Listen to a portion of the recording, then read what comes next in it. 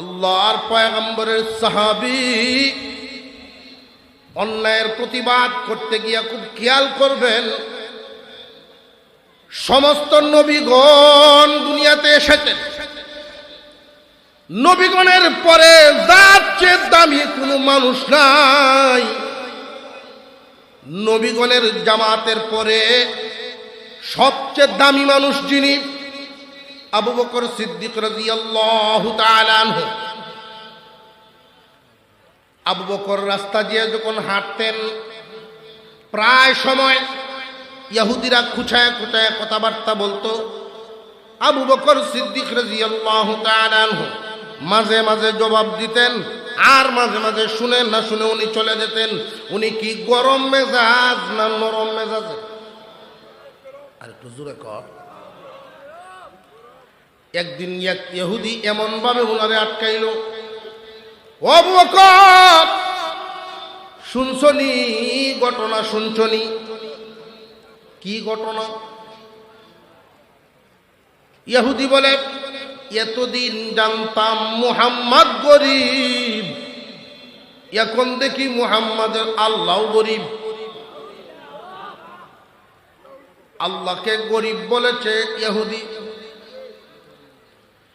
যদিও কথাটা আমার আপনার অন্তরে কোনো ধাক্কাই লাগে নাই, কিন্তু আবু বকরের ঈমানের সাথে সাথে আগুন লেগে গেছে। উনি নরম মেজাজের মানুষ, আল্লাহর বিরুদ্ধে কথাটা চলে গেল। আল্লাহ ফকির, আল্লাহ গরিব। আবু বকরের ঈমানে আগুন লেগে গেছে। উনি আর দাঁড়ায় থাকতে পারেন নাই, সাথে সাথে এই ইহুদির গালে এমন এক থাপ্পড় মারলেন, ইহুদি উল্টে পড়ছে, গিয়ে উঠে দাঁড়াইছে। আপনি আমার থাপ্পড় মারলেন? আবু বকর সিদ্দিক রাদিয়াল্লাহু তাআলা আনহু বলেন, আমি নবীজির সাহাবী, আমি একজন মুসলমান, তোর কত বড় সাহস, মুহাম্মদ কেউ গরিব বলস, আল্লাহ কেউ গরিব বলস, তোর সাহস তো কম না। কান পেতে শুনে রাখ, আমরা ইমানদারেরা আল্লাহ এবং রসুলকে জীবনের চেয়েও ভালোবাসি।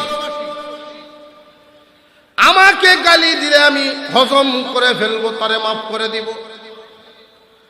এমনকি আমার সন্তানকেও গালি দিলেও, আমার বাবারে গালি দিলেও আমি ধৈর্য ধারণের পরিচয় দিব। কিন্তু কসম করে বলি, আল্লাহ এবং রসুলকে কেউ কিছু বললে জিন্দা থাকতে তারে ছাড় দিব না।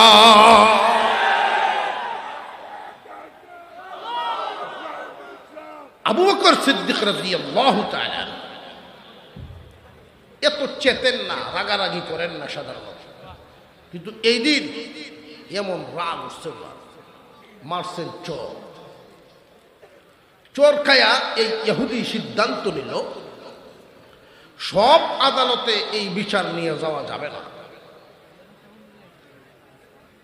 তার উদ্দেশ্য হলো এমন একটা আদালতে বিচারটা নিয়ে যাবে যেই আদালতে ইনসাফ কায়েম হয়। আর ইনসাফ যদি কায়েম হয়, ইনসাফ এর মূল উৎস শব্দ হলো নিসপুন থেকে অর্ধেক, বরাবর।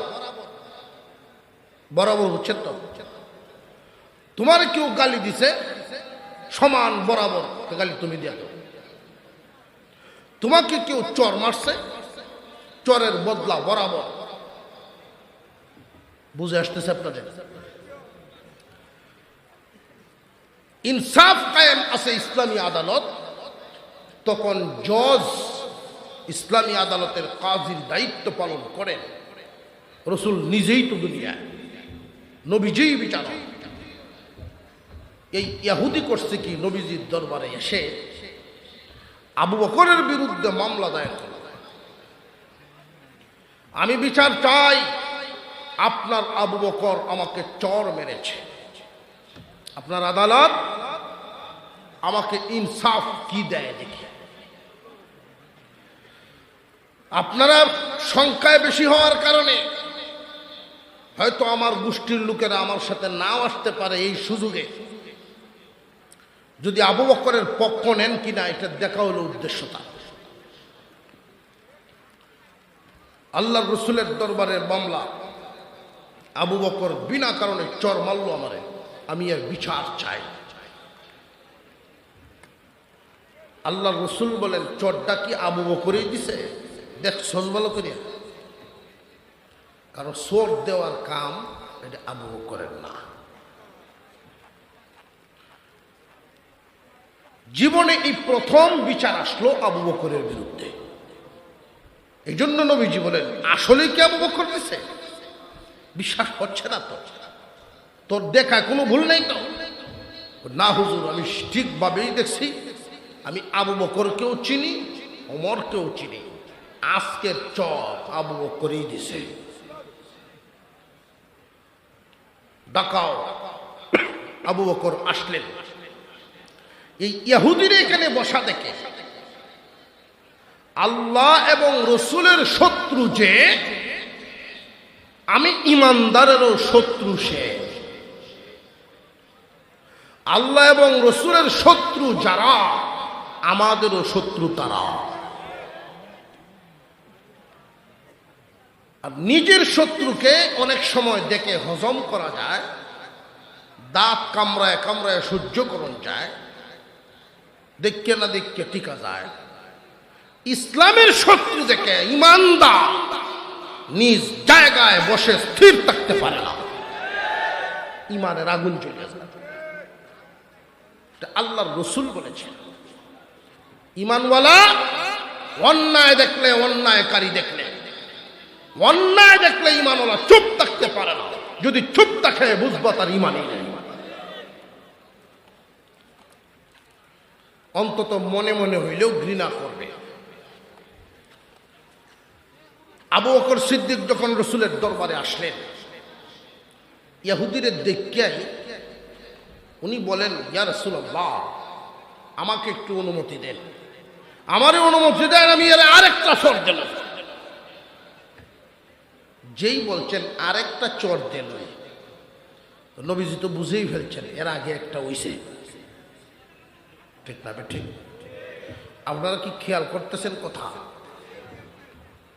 না অধৈর্যত মনে হইতেছে? ছুটি হয়ে যেত। আসল ওয়াজ রয়েছে, বিশাল বড় কাজ রয়েছে সামনে, নামাজ বাকি। মুহতারাম হাজিরিন, আবু বকর সিদ্দিক রাদিয়াল্লাহু তাআলা আনহুকে হুজুর আকরাম সাল্লাল্লাহু আলাইহি ওয়াসাল্লাম জিজ্ঞাসা করলেন, আবু বকর, তোমার নামে কোনোদিন বিচার আসে নাই? জীবনের প্রথম তুমি কারোর গায়ে হাত তুললা, কাউকে আঘাত দিলা? আবু বকর, জীবনে তো দেখি নাই কালো মুখ করে কাউকে কথা পর্যন্ত বলতে। আজকে কি হয়ে গেল এমন? তুমি হাত তুলছো, চোর মেরেছো তার গালে। আবু বকর সিদ্দিক রাদিয়াল্লাহু তাআলা আনহু বলেন, ওগো আল্লাহর পয়গম্বর, হিজরত করে মক্কা থেকে মদিনায় এসেছি, আমার বাড়ি ঘর জায়গা জমি সব অন্যরা দখল করে ফেলেছে, আমি রাগ করি নাই।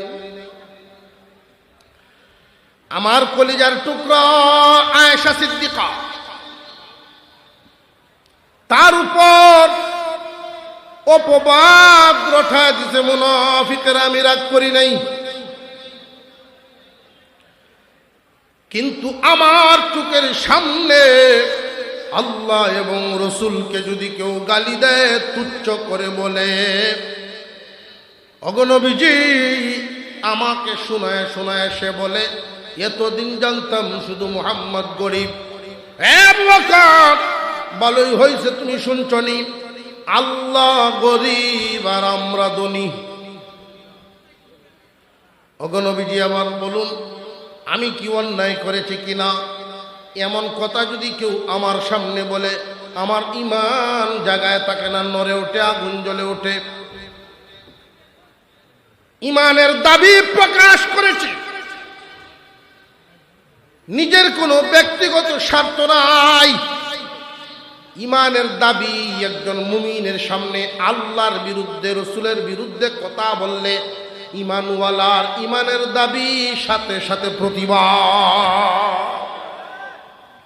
মুসলমান ভাইয়েরা আমার, আল্লাহর রসুল বলেন, কে রে ইহুদি, আমি মুহাম্মদকে না হয় না মানিস, ভালো কথা, এটা তোদের ব্যাপার। আল্লাহ তো তোদেরও উনি, আল্লাহর ক্ষেত্রে তো মানা না মানার কোনো বেশ কম নাই। আল্লাহ তো তোরারও আল্লাহ।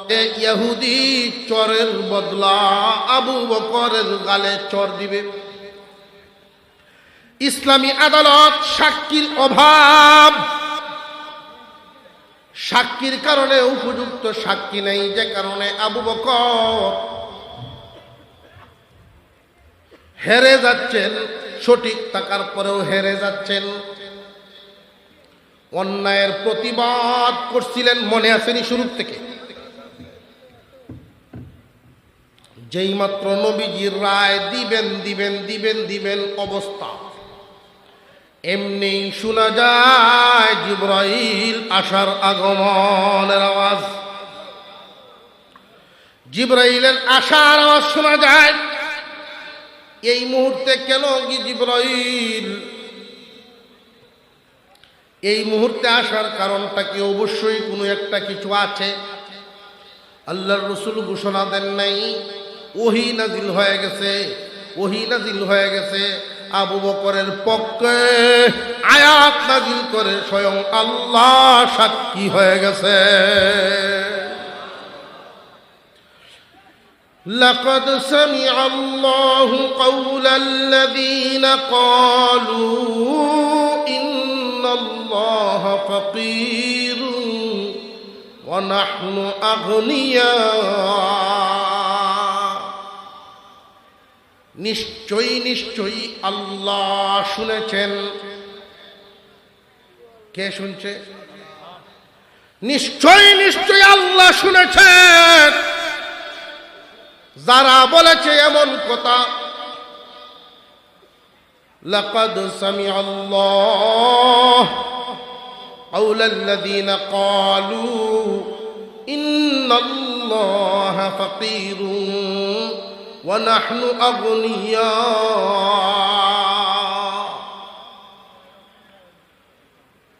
ও পয়গম্বর, নিশ্চয়ই নিশ্চয়ই আল্লাহ শুনেছেন তাদের কথা যারা বলেছে আমরা ধনী, আল্লাহ ফকির আর আমরা ধনী। ইন্নাল্লাহা ফাকীর ওয়া নাহনু আগনিয়া।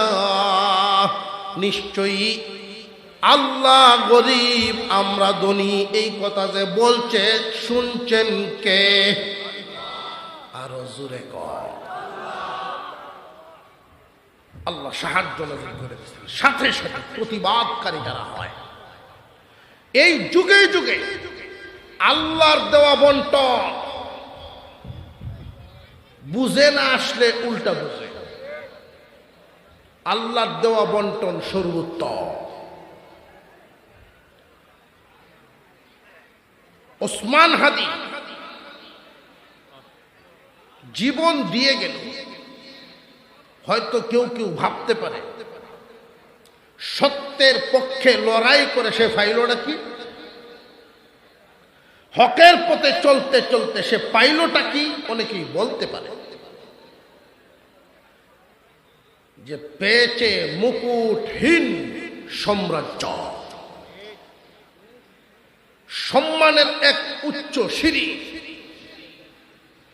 তাম পৃথিবীতে যার নাম উচ্চারিত হচ্ছে, যার জন্য দোয়া হচ্ছে প্রত্যেকটা সত্যিকারের মুমিন দিল থেকে।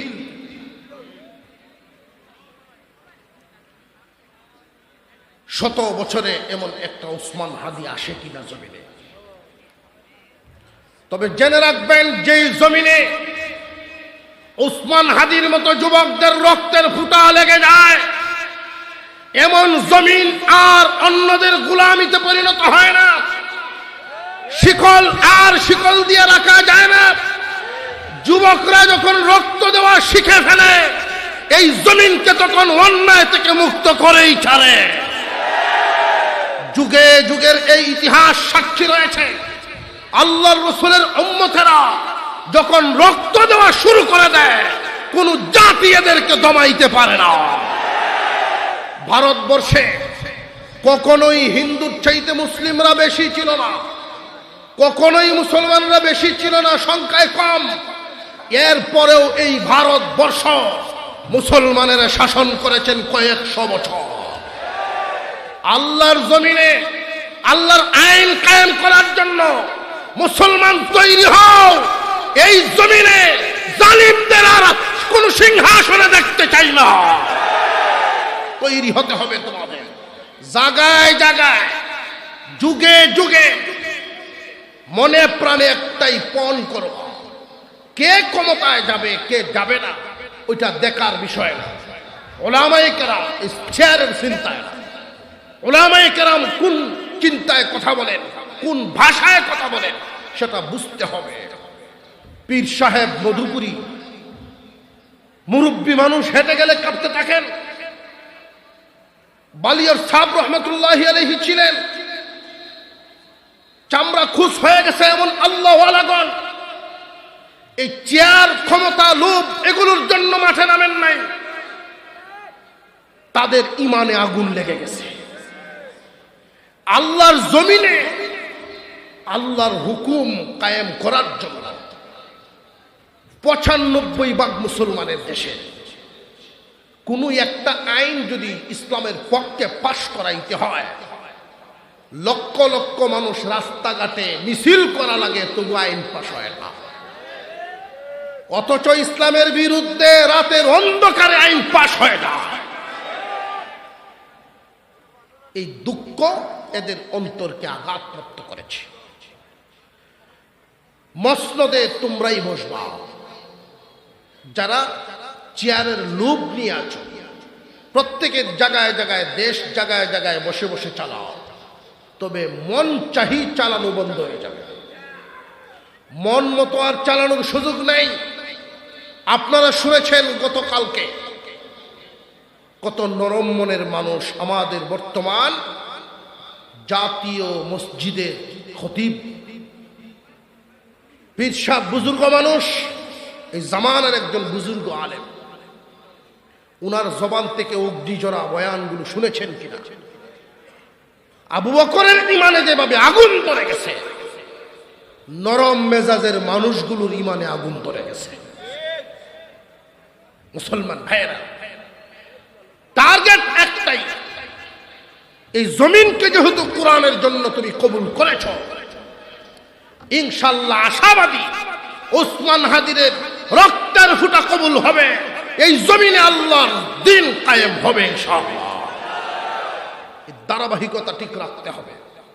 স্বপ্ন থাকবে জমিনে যেন আল্লাহর হুকুম, আল্লাহর আইন কায়েম হয়, ইনসাফের বিচার ব্যবস্থা হয়। বাদশার ছেলে অন্যায় করেছে, যেই মানের বিচার, ফকিরের ছেলে অন্যায় করেছে, একই মানের বিচার। রক্তের বদলা রক্ত হয়। আমরা কি দেখছি?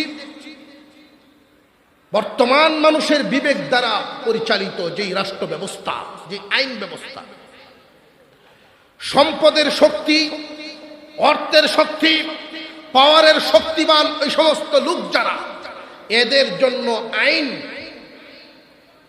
একটা উদাহরণ দিয়েই দিই আপনাদের সামনে, মাকড়সার জালের মতো।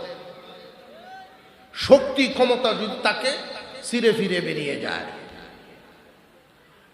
আর দুর্বল বেচারা ছোট ছোট প্রাণী, মশা মাছি দেখছেন না কি আটকে দেখছেন তো? আমার কথা বুঝেন আপনারা? মাকড়সার জাল দেখছেন তো? এই মাকড়সার জালের মধ্যে ছোট ছোট পোকা ছিদ্র হয়ে যাইতে পারে না, এর শক্তি কুলায় না।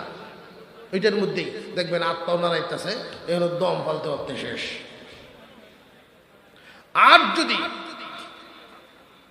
ধান ক্ষেতের হরিং এর মতো একটা শক্তিশালী পোকা আসে, সিডি বিডে গণতন্ত্রের সংবিধান তানবীর সুবহানের জন্য না, ছিঁড়ে ফিরে অন্যায় যত বড়ই হোক হেলিকপ্টার ছাদের উপরে নামবে, ঘর থেকে উড়াল দিয়ে নিয়ে চলে যাবে। 10টা খুন করলেও তাকে ধরার নাই। কিন্তু যদি ইনসাফ কায়েম হয়, তানবীর সুবহান কেন? আমাদের এই দেশে সোনারগাঁয়ে ইসলামী আদালত কায়েম হতো একবার। ইতিহাস দেখবেন আপনারা, সোনারগাঁয়ে ইসলামী জজ, শরীয়তের পরিভাষায় তাদেরকে কাজী বলা হয়। আমাদের শরীয়তের পরিভাষায় প্রধান বিচারপতিকে কি বলা হয়? আরে মুসলমান যুবক ভাই, চিনবো কাজী? কাজীর কথা জিজ্ঞেস কোনো বিয়া পড়াইছে? ঠিক না বেঠিক? কারণ আমাদের উপরে শুধু বিধিবিধানের সন্ত্রাসী না, শব্দ সন্ত্রাসও পরিচালিত হয়েছে। আমাদের মূল্যবান সম্মানী শব্দগুলো সম্মানের জায়গায় রাখা হয় নাই। খলিফাতুল মুসলিমিন, মুসলমানদের প্রধান যিনি, এখন খলিফা জিগাইয়ের কারে জিনে বেটা পাঞ্জাবি বানায় বেটা খলিফা, ঠিক না ঠিক? কাজী ব্যবহারের না বেড়া। ইসলামী আদালত বসত সোনারগাঁয়ে। তখনকার সময়ে বাগদাদ থেকে, বুখারা, সমরকন্দ থেকে ইলম অন্বেষণের জন্য, ইলম হাসিলের জন্য আমাদের এই ভূখণ্ডে আসত, সোনারগাঁয়ে আসত ইলম নেওয়ার জন্য। এই জন্য বলছি জমিনটা আল্লাহর কাছে মকবুল।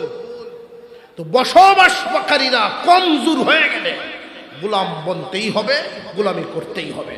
এই কমজোরি পিছনে ফেলে একটা টার্গেট নিয়ে সামনে অগ্রসর হও। জীবন চলে যা, নিজের চোখে যদি দেখে নাও যেতে পারে ইনসাফ, ইনসাফের আদালত, আল্লাহর সামনে তো জবাব দিতে পারবো, আল্লাহ তোমার আইন জারির জন্য জীবন ভর মুখ ছাড়াই আসছি, কথা বলে এসেছি, কোনো না কোনো ভাবে মেহনত করেছি। আল্লাহর এই জমিনকে আল্লাহ কবুল করেছে। মুসলমানদের খলিফা সোনারগাঁয়ে মনের শখে পাখি শিকারে বেরিয়েছিলেন। তো ওনার হাতের তীরটা তীরন্দাজ হিসেবে উনি দক্ষ না, তীরটা স্লিপ কেটে অন্যদিকে চলে গেছে। এক এতিম শিশু, ছোট্ট বাচ্চা, এই বাচ্চার গায়ে তীর লেগে বাচ্চার জায়গায় মারা গেছে। আর এই বাচ্চাটা ছিল এমন একজনের, বাচ্চার বাবাও নাই, বিধবা মহিলা, আর কোনো সন্তানও নাই। গরিব বেচারি কয়েকটা ছাগল রাখালি করে, এই ছাগলগুলো দিয়েই সে চলে। এই বাচ্চাটার আশায় স্বামীর ঘরের ছাউনির নিচে কোনো আশ্রয় আছে, এই বাচ্চাকে নিয়ে সেখানে থাকে। এই তীরের আঘাতে যখন এতিমের জীবন চলে গেল, সদ্য বিধবা, স্বামী হারা, নিজের চোখের সামনে এখন সন্তানও হারায় গেল। ইসলামী আদালত কাজীর দরবারে তখনকার সময়ের বাদশার বিরুদ্ধে মামলা গিয়েছিল। কাজী সাহেব ডাকলেন বাদশাকে, আসামির বেশে হাজির হও। কি বুঝে? প্রধান বিচারপতি পাগল বানায় দেশ তোমার করে দেয়, এমন ঘটনা তো গেছে আমাদের দেশে। বেশি কথা কইলে গড়তে বেরোনি যেত না, বিপদ। কেউ যদি কারোর জন্য হক কথা বলবে ময়দানে এসে এমন মনে হয়, তাহলে পরিস্থিতি এমন করব, দেখবেন 5-6 দিনের জন্য উনি কোথায় চলে গেছে, আর মিডিয়ারা খবর হচ্ছে যে উনারে পাওয়া যাচ্ছে না। আছে না এটি বদমাইশ, এটা তো লাগিয়ে আসে গেছে। বাদশাকে তলব করেছেন, সামনে হাজির হওয়া, হাজির হয়েছে। বাদশাও কেমন ছিলেন ইসলামী খলিফাতুল মুসলিমিন, তাদের মনের হালত দেখেন। আসামির নেই হাজির। কাজী জিজ্ঞাসা করেছিলেন, অপরাধ কবুল করেন? যে হ্যাঁ কবুল করেছি, তবে আমি ইচ্ছাকৃত করি নাই, মহামান্য আদালত, এই কাজটুকু আমার অনিচ্ছায় হয়েছে। তাহলে একটা অপশন আছে, এই মহিলা রক্তের বদলা রক্ত নিবে। এই শিশুর, ইয়েতিম গরিব শিশুর রক্তের যে দাম, আপনি খলিফা বাদশাহ, আপনার রক্তেও একই দাম, কোনো বেশ কম নাই। রক্তের বদলা রক্ত, এটাই ইসলামী ইনসাফ। আর যদি হক জরিমানা দিয়ে আপনি বাঁচতে পারেন, ওনাদেরকে খুশি করে বেঁচে গেলেন। উনি জরিমানা দিয়ে মহিলাকে খুশি করলেন। উনি চোখের পানি মুছেন আর বলেন, অন্তর ঠান্ডা হয়ে গেল, সাহস ফিরে পেলাম যে আল্লাহর কোরআনের আইন, এই শাসন কায়েম থাকার কারণে আমি বাদশাহ আর আমি ফকিরের মধ্যে কোনো পার্থক্য দেখি নাই, বিচারের সামনে সব সমান। বিদায় হয়ে গেল। বাদশাহ বলা শুরু করলেন, আজকে যদি সঠিক বিচার না হতো, এই কাজী গর্দান থেকে আমি মাথা আলাদা করে দিতাম। কাজী বলেন, আমি যদি দেখতাম আমার হুকুমটা মানতে বাদশাহ সামান্য টালবাহানা করছিল, উপায় ছিল না, ব্যাটটা বের করেছেন পিছন থেকে, এই ব্যাট বাদশার পিঠের উপরে আমি ভাঙতাম। মানুষগুলোর মনের হালত দেখেছেন? মুহতারাম হাজিরিন, বলতে বলতে অনেক দূর চলে এলাম। আমি যে আয়াত তিলাওয়াত করেছিলাম, মুহতারাম হাজিরিন, আল্লাহ ডাক দিয়েছেন, ইয়া আইয়ুহাল্লাযীনা আমানু, হে ঈমানদারেরা, মুসলিম না হইয়া মৃত্যুবরণ করে না। তাহলে ঈমানদার আর মুসলিমের মধ্যে বেশ কম আছে। আল্লাহ কোন ধরনের মুসলিমের কথা বললেন? মুসলিম তো সব সমান না, প্রকারভেদে সমস্ত মুসলমান তিন ভাগে বিভক্ত। গুনাহগার মুসলমান, পরহেজগার মুসলমান, আল্লাহর ওলি মুসলমান। মোটামুটি একদিক থেকে একটা সংজ্ঞা আপনাদেরকে দেই। গুনাহগার মুসলমানের পরিচয়, ইসলামী নিয়ম কানুন, ইহকাল পরকাল সব কিছু বিশ্বাস করে পালন করে না। বিশ্বাস করে ঠিক, পালন করে না। মনে চাইলে আছে, নইলে নেই। এরা গুনাহগার মুসলমান, কাফের না, মুসলমান তবে গুনাহগার। পরহেজগার মুসলমান, প্রয়োজনে না খায়া থাকবে, হারাম খাবে না, দুনিয়ার ক্ষতি করে ফেলবে কিন্তু আখিরাতের ক্ষতি করবে না, আল্লাহর হুকুম ছাড়বে না। এরা পরহেজগার মুসলমান।